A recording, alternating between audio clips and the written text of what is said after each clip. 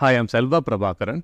In this one, let's understand skewness and kurtosis. Both of them are characteristics of probability distributions. Skewness here corresponds to the symmetricity if a given probability distribution is symmetrical or not. That's what skewness deals with. For example, if you take a normal distribution, for example, if you draw a line through the center, that is, it passes through the mean of the normal distribution, the right-hand side of this distribution will look exactly like the left-hand side. This is what a symmetric distribution looks like. By definition, however, what does a symmetrical distribution means? There exists a point along the x-axis. So these are the different values of the distribution. There exists a point along the x-axis. For example, for normal distribution, that would be the mean of the normal distribution right at the center. There exists a point such that f of x naught means we are referring to this particular point over here. X naught plus some value delta, some constant delta, equals to f of x naught minus delta. So what does that mean? F of x means, so x is along the x-axis.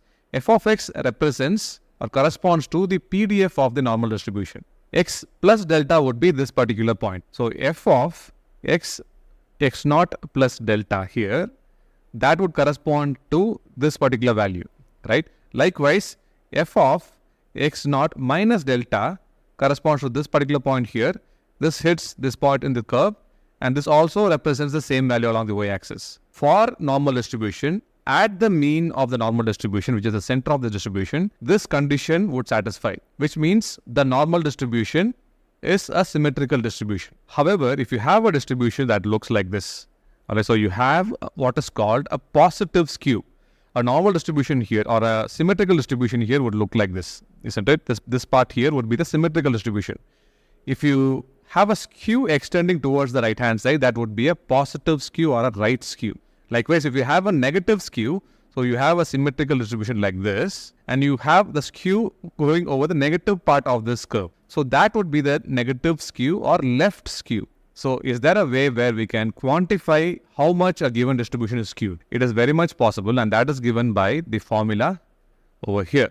So we are in the skewness page of Wikipedia. Here we have the sample skewness formula, where the numerator right over here, M3, is nothing but the sample third central moment. You can think of it as something like the variance, but raised to the power 3.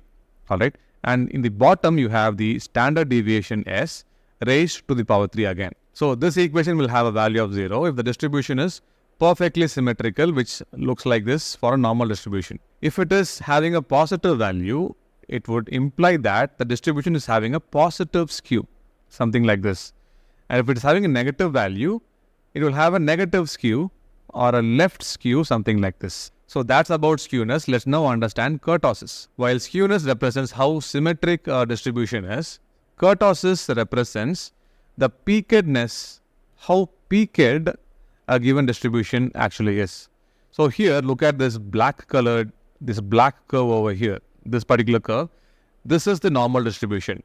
The kurtosis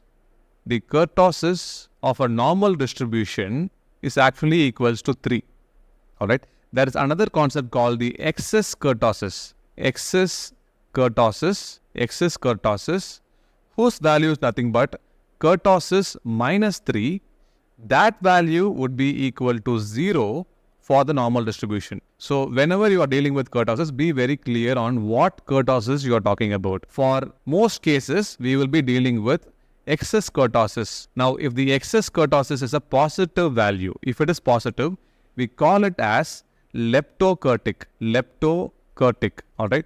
Lepto means slender, which means it is more peaked curve. So all these curves, the green one, the orange one, the yellow one, all these curves are nothing but leptokurtic curve. Alright. So these curves are leptokurtic. And if the value is negative, lesser than 0, it would mean it is a platykurtic, which means platy means flatter. So it will be flatter than the normal curve. If the excess kurtosis equals to 0, exactly equals to 0, it would be called a mesokurtic.